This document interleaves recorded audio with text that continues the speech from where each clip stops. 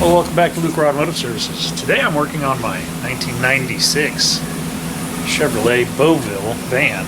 This thing is a 15-passenger, which is the longest wheelbase you can get. Windowed, interior passenger van. I bought this thing a few years back for going on jet ski trips, and it's actually come in very handy, especially in the winter when I'm doing remodels of rental properties.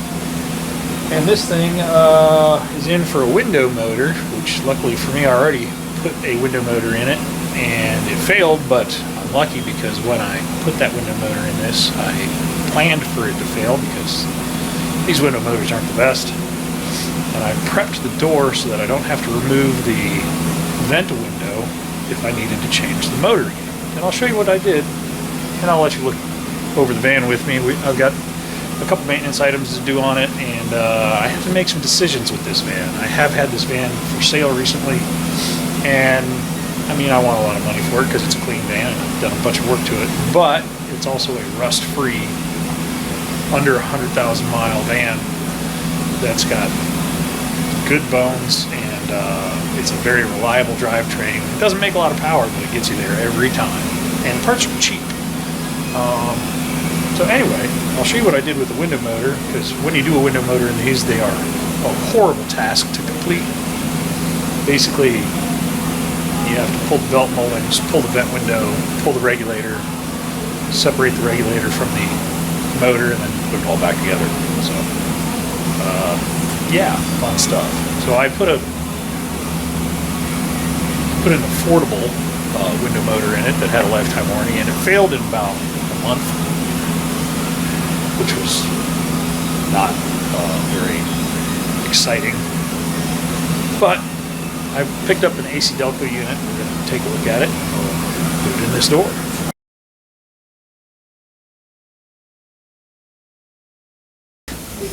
So this is the inside of the door. You can see I used a hole saw, and I cut a hole here, I cut a hole here, I cut a hole here, and cleaned it up. And that allows me access to the 3 bolts that hold the window motor into the regulator. These holes really should have been drilled at the factory, but they aren't. So it makes it a lot harder to complete this task. But once the holes are drilled,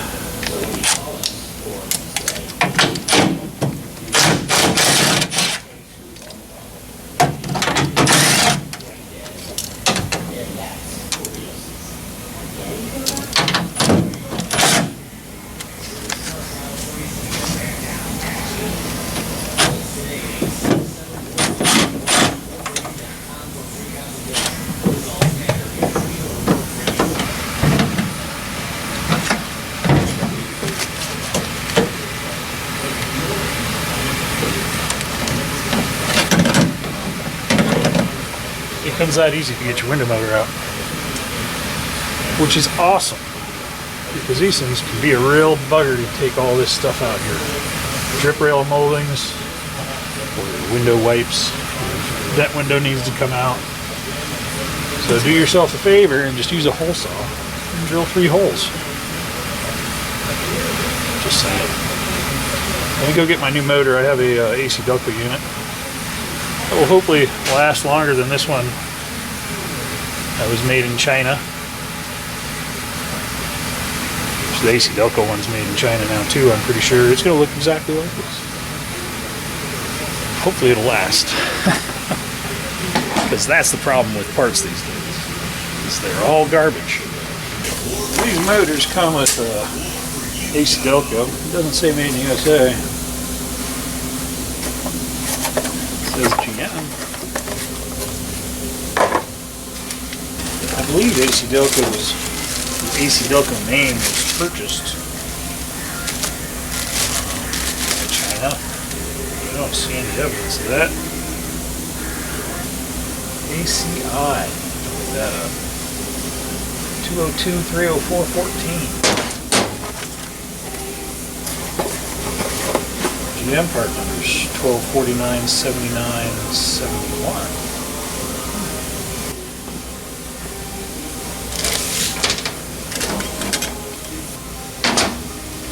Some assembly required, because you can mount this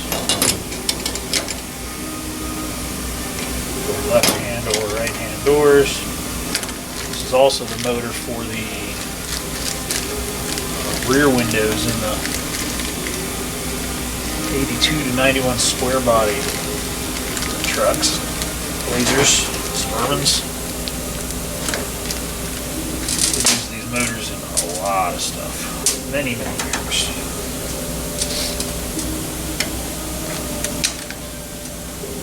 Just take a minute to put this together and we'll be right back with you. So I use this as a template, piece that I just fixed to this. I use that when it's separated and I line it up on the door and make my marks for my holes when I'm going to drill them. So I'll drill the holes and then I'll just switch it out. Those are self-cutting threads. These don't have threads in them.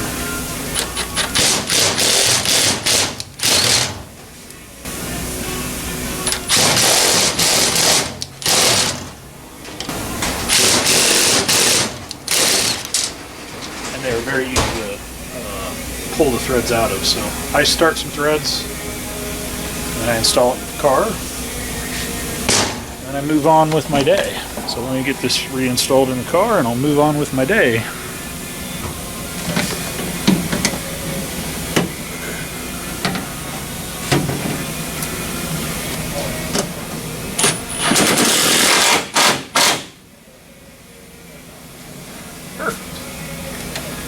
Use my chrome socket for a little extra clearance because my holes are tight.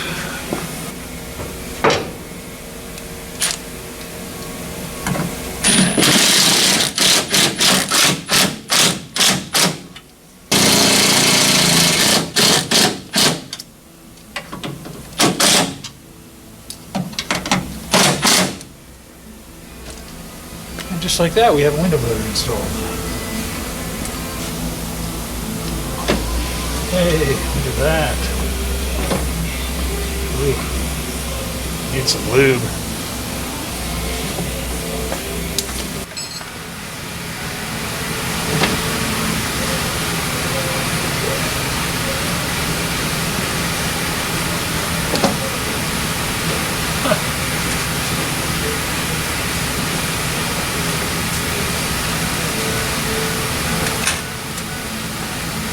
That tight? Apparently it is. Put my hand in here in a spot where I could lose some fingers.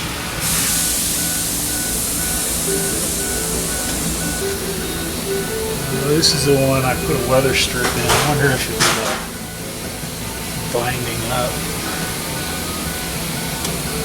Must be. Let's see what we got going on in here.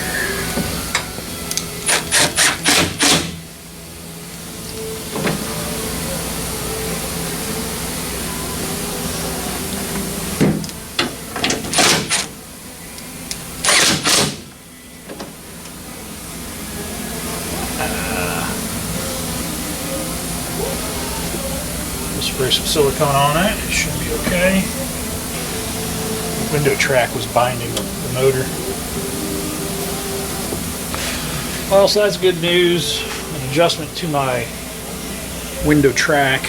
I'm going to take this thing outside. I'm actually going to spray some silicone lubricant into the track so that it has some extra lubrication. And basically it's just this stuff. Silicone spray. It's good for window strips and window weather strips. So I've got a functioning window on this side now. Put some lube on my track. Yeah, I'll put some, looks like I put grease in there when I had it apart last time.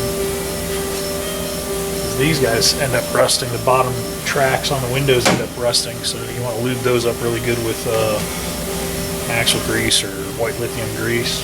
White lithium works really good, but it dries out, whereas you could use like the red sticky tacky ball joint grease and it'll stay on there forever. And it's in the door so it won't really get dirty.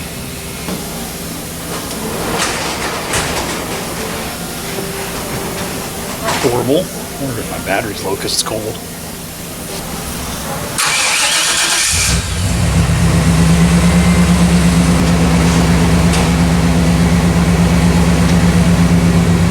Got juice.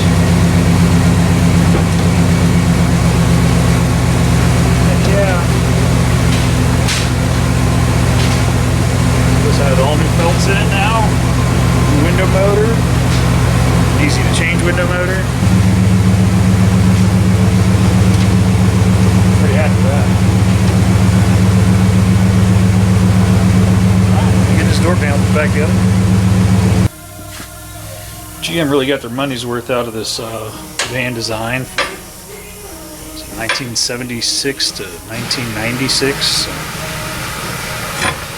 30 years they were stamping these things out on the assembly line. I'm sure they made a couple dollars off this thing. Plumbers, electricians. These vans were this van specifically is a carpenter's dream. You know, it's 20 feet of cargo space. These things are ridiculously long, but they're great for moving people. You can see even with power windows, they were built for manual windows no matter what, and then they did power windows. They just put a panel over top of the panel.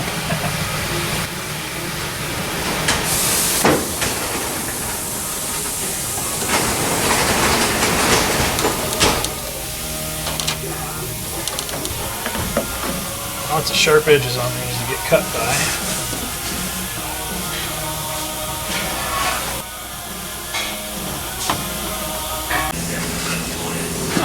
Look at that. Dorman still makes these, readily available. Better than a Tesla, which you can't get parts for the last I checked.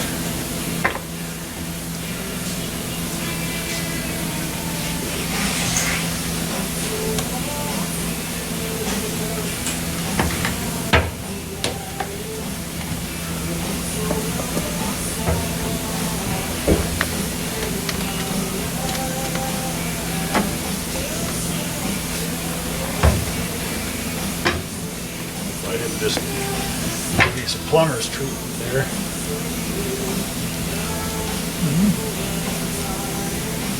Oh.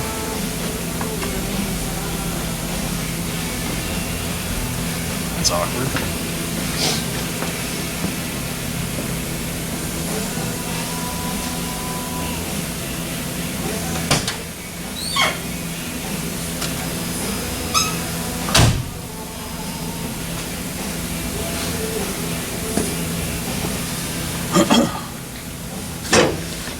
Oh, let's turn the key all the way on. Yeah, I'm happy with that.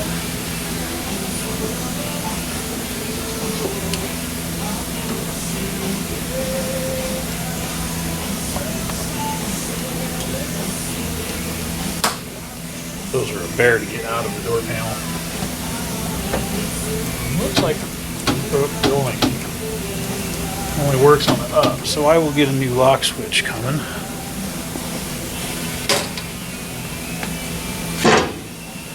This side as well. I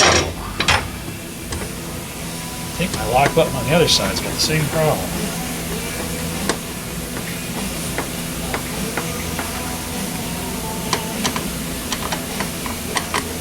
It happens, they get old.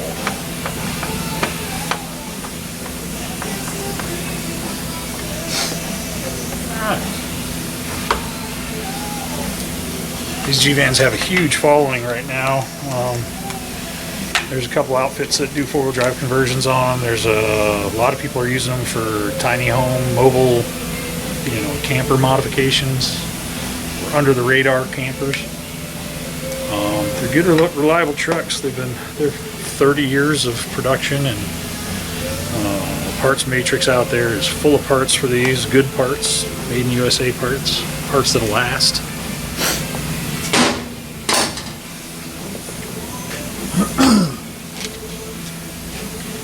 Biggest problem with these vans is they rust. Just to say, after the salts are off the roads next week after, I'll be spraying this thing down with Salt Away, which I use on any marine item I take out in the salt water, and then I use it on the vehicles after the final salt's been thrown.